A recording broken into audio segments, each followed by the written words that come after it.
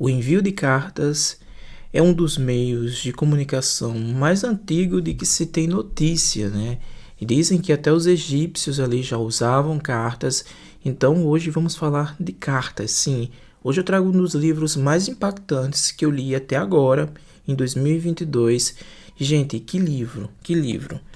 Esse livro é escrito pela Karen Tayeb, chamado Eu Te Escrevo, de Auschwitz. Vamos conversar um pouquinho sobre esse livro e as cartas praticamente inéditas que vieram de prisioneiros dos campos. Vamos lá entender. Muito se estuda sobre a Segunda Guerra Mundial, sobre o Holocausto, muito se lê sobre esse tema, né? Eu mesmo trago sempre vídeos sobre esse tema, é um tema que eu gosto bastante, é um tema que me atrai de uma forma muito profunda.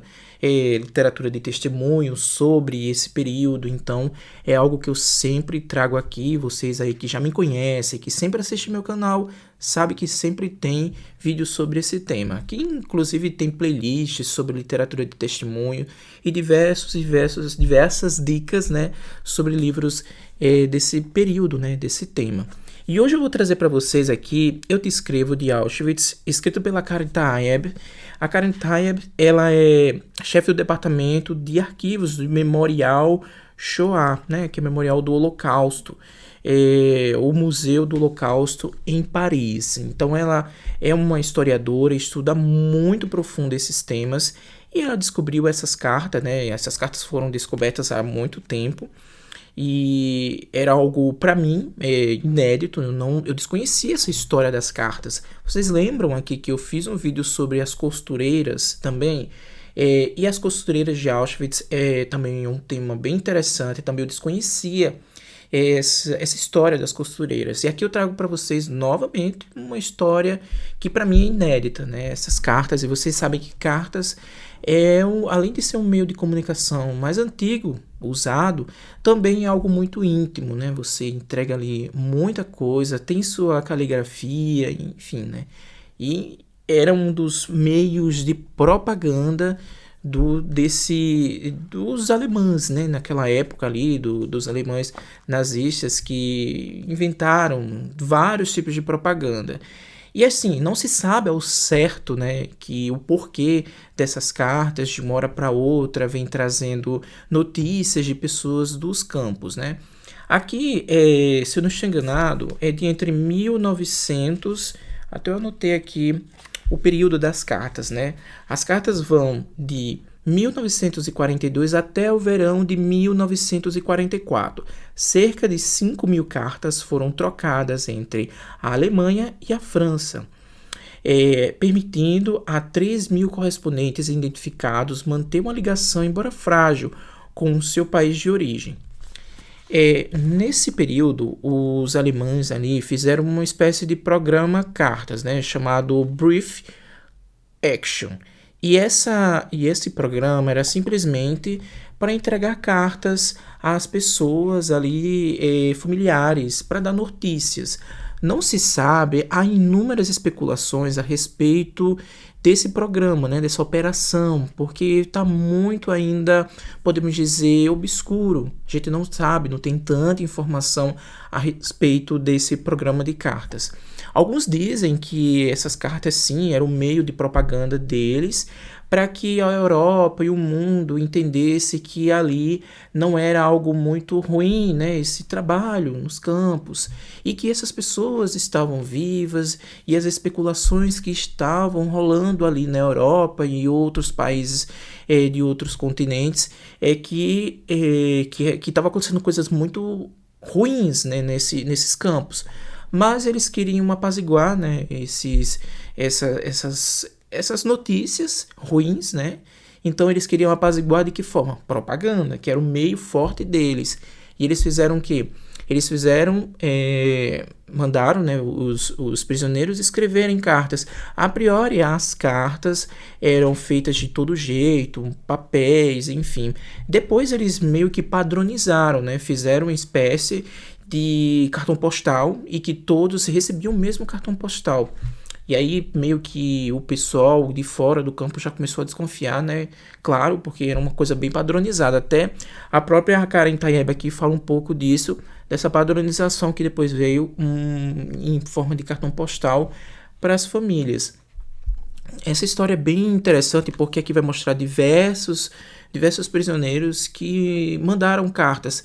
Ela escolheu esses prisioneiros, essas pessoas, né, esses judeus, porque são pessoas que, de certa forma, ela conhece um pouco, ela tem um perfil de história mais completo. Existem outros que têm outros judeus com outras cartas, mas não tinham uma história tão completa para ilustrar bem esse trabalho da Karen. E é bem interessante isso porque quando a gente se depara com essas histórias, gente, que histórias, né? A gente percebe muito bem que no conteúdo dessas cartas deve ter um medo muito grande e muitas dessas cartas os próprios alemães talvez ditassem, como a própria autora fala, ditassem o que seria o conteúdo da carta. Ah, você tem que dizer um exemplo. Ah, você tem que dizer que tá tudo bem, que tá trabalhando, que tá bem de saúde. Então, sempre essas frases, assim, para que a família e a sociedade lá fora ficassem mais tranquilas, né, em relação ao que se fala sobre os campos. Mas, gente, é inevitável a gente não se emocionar com uma das cartas. E eu selecionei uma dessas cartas para ler. Outra coisa que muito me chamou a atenção nesse turbilhão de informações é que tinha outras suposições, claro, além da propaganda, que é o que mais é mais sólida essa teoria, né? Mas muitos dos prisioneiros que escreveram as ditas cartas, né, que temos aqui em mãos, tinha medo, né? Tinham medo de colocar os endereços onde suas famílias tivessem, os endereços originais onde suas famílias tivessem, porque muitos também especulavam-se que essas cartas aqui era meio para que coletasse o endereço, né, de possíveis judeus que tivessem escondidos ali na Europa, sobretudo aqui que foi endereçada. Ela faz um estudo sobre esse recorte da França, né, que recebeu essas cartas, mas há especulações e há documentos também sobre que outros campos também, os prisioneiros também enviaram cartas além de Auschwitz. E é bem interessante isso porque quando foram feitas essa proposta, né, das cartas, a gente percebe muito bem, como a Karen fala aqui, sobre o medo, né, dos judeus mandarem o endereço original e aí os alemães irem lá e capturar seus familiares. Muitos desses judeus colocavam endereços dos seus amigos arianos ali, e que não eram judeus, mas que ajudavam eles. E aí, quando chegava essa carta lá, esses amigos levavam, né, em direção ao endereço original, para meio que proteger a família que estava escondida. Que história mais insana, eu ainda tô assim, tentando digerir toda essa história. É um livro que você lê bem rápido, porque são cartas curtas, né? Eles não conseguiram escrever grandes textos, mas as análises aqui feitas pela autora é algo bem marcante, né? Porque ela vai costurando fatos, ela vai tentando, aquela carta foi enviada, mas era um nome diferente, mas esse nome corrobora com fulano de tal que estava ali e que a família também veio em busca de informações. Então ela vai costurando informações ali e aqui, onde que ela aglutina essas informações, ela junta essas informações e que dá uma substância bem interessante, fica algo bem substancial para que nós entendamos esses textos. E aqui tem uma carta que muito me emocionou, muito mesmo, escrita pelo Hans Hermann Starfogel. E, gente, que carta! E a carta diz assim: Birkenau. As cartas, a maioria das cartas aqui, elas eram vindas de Birkenau, era ali de Auschwitz mesmo, né? Que era essas cartas que eles estavam recebendo. Então diz: Birkenau, 6 de novembro de 1944, para as minhas queridas esposa e filha. No início de julho deste ano, tive a grande alegria de receber sua carta sem data. É bem interessante esse trecho que eu estou contando aqui para vocês, porque este homem foi um dos raros ali que receberam respostas. Porque eu acho que vocês iam perguntar, Christian, e eles recebiam as respostas desses familiares que recebiam as cartas ali, né, dos prisioneiros? Alguns tiveram a coragem e escreveram de volta, né, respondendo ao seu familiar que estava no campo. E esse foi um dos que recebeu. Esse foi um dos que recebeu a carta, né, de resposta da esposa, né? Aí diz assim, aqui da esposa e da filha. No início de julho deste ano, tive a grande alegria de receber sua carta, sem data, o que foi como um bálsamo para os meus tristes dias aqui. Eu a releio repentinamente e não me separei dela até meu último suspiro. Não tive mais nenhuma oportunidade de responder, e se lhes escrevo hoje, correndo grande risco e perigo, é para lhes dizer que esta é minha última carta, que nossos dias estão contados. E se um dia vocês receberem esta missiva, deverão me incluir entre os nossos milhões de irmãos e irmãs extintos deste mundo. Quando acontecer, garanto que partirei calmamente e, quem sabe, até heroicamente. Isso dependerá das circunstâncias. Com o único lamento de não poder revê-las, nem que fosse por um instante. Gente, eu fico todo arrepiado com essa carta. Sério, é muito emocionante essa carta do Herman, porque é de uma simplicidade enorme, mas ao mesmo tempo é de uma explosão gigantesca, assim, de emoção que não tem como não se emocionar. Então é isso, para mim é um dos livros mais emocionantes desse ano, sobretudo aí porque eu curto muito esse tema. Você aí que curte esse tema vai gostar bastante, bastante. E é nesse ritmo, né? A gente percebe que muitas dessas cartas, a maioria aqui, parece ser uma carta de despedida, sabe?